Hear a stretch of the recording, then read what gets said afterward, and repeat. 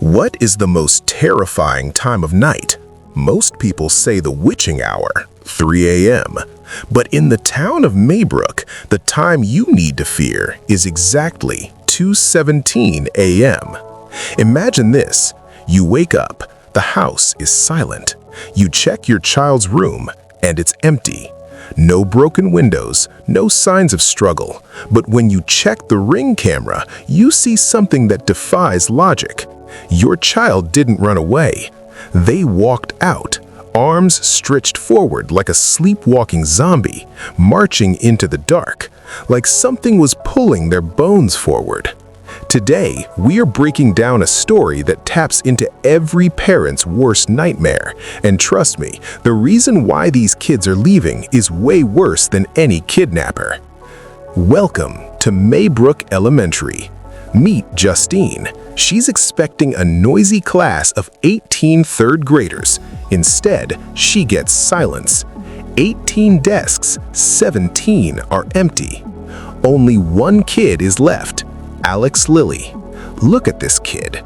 Not crying, not confused, sitting there like nothing happened. If you've ever watched a horror movie, you know the survivor is usually the one holding the secrets. The cops kept coming back to Alex and Justine, asking the same questions in different ways, hoping something would crack, but nothing did. Every Ring camera shows the same thing. 2:17 a.m.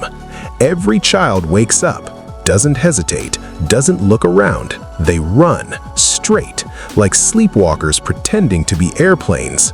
No struggle, no fear, just obedience. The school stayed closed for a full month as search teams swept the area repeatedly, each attempt ending in silence. When the school finally prepares to reopen, Principal Marcus calls a town meeting. The town is losing its mind. It doesn't take long for things to turn ugly. This is Archer, who lost his son Matthew, and he's done waiting for the cops. He accuses Justine of knowing something, and honestly, the mob mentality here is terrifying. They need a witch to burn, and the lonely alcoholic teacher is the perfect target. Trying to clear her name, Justine steps up to the stage. She apologizes for everything that happened and tells the parents she wants the truth just as badly as they do. The crowd responds by shouting and calling her a liar. The parents single out Justine, convinced she somehow drove their kids away.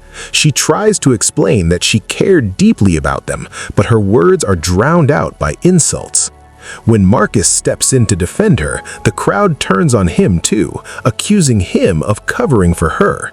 The situation gets so heated that a detective has to escort Justine out for her own safety. Notice how quickly civilized people turn into savages when they're scared. They don't want the truth, they just want someone to blame. Shaken and exhausted, she heads to a liquor store afterward, leaning harder on alcohol since everything happened. Justine tries to drink the pain away, but the paranoia sets in. Prank calls. She receives a call from an unknown number. A voice warns her to watch her back. Back at home, Justine hears the doorbell ring, but freezes, too afraid to answer. She peers through the window, but no one's there. Then a sudden knock hits the door. Bracing herself, she steps outside and discovers the word witch painted across her car. This is classic gaslighting, but who is doing it? The angry parents or something else? By morning, she tries scrubbing the graffiti away, but it won't come off, forcing her to drive to school with it still there. She goes to her principal, Marcus, for help. Marcus gives her the corporate HR speech. Take a break, go to therapy, stop being weird. He specifically bans her from talking to Alex, the leftover kid. Justine is desperate for an ally, so she calls her ex, Paul. He's a cop, he's married, and he's clearly a mess. They meet at a bar. Paul is playing the nice guy, telling her not to worry, but he's drowning in his own guilt. She admits the town's been calling her a witch and that someone vandalized her car. Paul tries to ground her, telling her to breathe and not let her thoughts trap her, pointing out that most people aren't nearly as fixated on her as she thinks. But Justine isn't convinced. She asks whether Donna knows he's here. Paul says she doesn't, quietly confessing their marriage hasn't been great. Justine smiles and takes a drink. They sleep together, because nothing solves a supernatural kidnapping mystery like a little adultery. The next day, Justine decides to do the one thing she was told not to do. She follows Alex home. She feels red flags towards Alex because the windows are taped over with newspaper. She sneaks into the backyard. She looks inside and sees Alex's parents sitting on the couch, catatonic, frozen like statues. Justine calls Marcus to explain what she saw, but instead of help, he snaps at her, accusing her of stalking Alex and crossing the line. Later at the grocery store, she's suddenly confronted by Donna, Paul's wife, who already knows Justine spent the night with him. Justine tries to explain that Paul told her she was single, but Donna shuts her down, calling her a liar as she dumps a bottle of alcohol over her. Justine's guilt manifests in her dreams. She sees the missing kids asleep at their desks. Then she wakes up and sees a woman crawling on her ceiling. Terrified, she screams, but when she looks again, the woman is gone. Justine tries to confront Alex the next day. "Are you okay?" "Don't follow me," she screams. That night, Justine stakes out Alex's house, and she sees it. Alex's mom steps out. She walks up to Justine's sleeping form and snips a lock of her hair. While Justine is getting haircuts from zombies, Archer is doing real detective work. He's obsessively watching the footage of his son leaving, 2:17 a.m. He realizes something insane. All the missing kids didn't just walk away randomly. He draws a line on a map from his house in the direction his son walked. Then he goes to another parent's house, Bailey's mom, bullies his way into seeing her footage, and draws another line. The lines intersect. X marks the spot. And guess whose house is right in the middle? Alex Lilly, the boy who stayed behind. Let's check in on Paul, our scumbag cop. He chases down a homeless kid named James. During the arrest, Paul gets pricked by a used needle in James's pocket. Paul snaps. He beats the kid up. Then, realizing his dash cam recorded his police brutality, he decides to hide the evidence. He goes back to Justine for comfort and spent night with her. But in morning, he gets caught by his wife, who discovers his betrayal in no time. Paul tracks down the homeless kid James to silence him. James leads him to a house he broke into earlier, Alex's house, where all the threads connect. A house full of frozen children in the basement. Now, things go from thriller to full-blown occult horror. Principal Marcus gets a visit from Alex's Aunt Gladys. She seems frail, weak. She asks for water, but watch her hands. She takes a stick. She ties a lock of hair to it.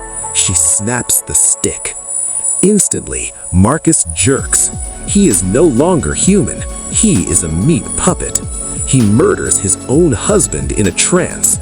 Gladys isn't an aunt. She's a witch, and she controls people using voodoo puppets made of hair and blood. After that, Marcus is seen running towards Justine, blood smeared across his face, his arms stretched out, just like the missing kids. Without warning, Marcus tackles her to the ground and starts choking her. Archer lunges in to pull him off, but Marcus slams him aside. That brief distraction gives Justine the chance to break free and run into the store. Marcus charges after her, and when Archer tries to stop him, Marcus turns and tackles Archer, wrapping his hands around his throat instead. They manage to escape from this situation with a deadly end of Marcus. Flashback, sad but creepy. Alex didn't want his aunt to visit. She arrived, sick and dying, feeding off the life force of the family. She enslaved the parents first, made them stab themselves, made them sit in silence. She needed more fuel. So she made Alex steal name tags from his classmates to establish a link. She summoned the children at 2:17 a.m. to feed on their youth. She's an energy vampire, and Alex is her prisoner, forced to feed soup to her brain-dead parents. It all converges here. Justine and Archer break into the house to save the children. Paul, now possessed by Gladys, is waiting for them. There is a line of salt on the floor. In folklore, salt blocks evil, but here it seals the trap. Justine crosses it. The trap springs. Possessed Paul attacks Justine. Possessed parents attack Alex. Archer gets knocked into the basement where the creepy frozen children are standing. It's chaos. Justine manages to grab a gun and put Paul down for good. Sorry, Paul. You were a terrible husband anyway. Gladys thinks she is won. She's forcing Archer to choke Justine out. But she forgot one thing. Alex has been watching her rituals. Alex grabs a stick. He smears his own blood on it, the blood of her kin. He ties a strand of Gladys's hair to it. He looks at the witch, and he snaps it. The control breaks, but the children, they aren't happy. In the most satisfying moment is that zombie children turn on Gladys. They swarm her like piranhas. They tear her apart. Gladys is dead. The spell is broken. Justine survives. Archer finds his son. But there is no happy ever after here. Alex's parents are permanently fried. They end up in an institution. Alex is sent away.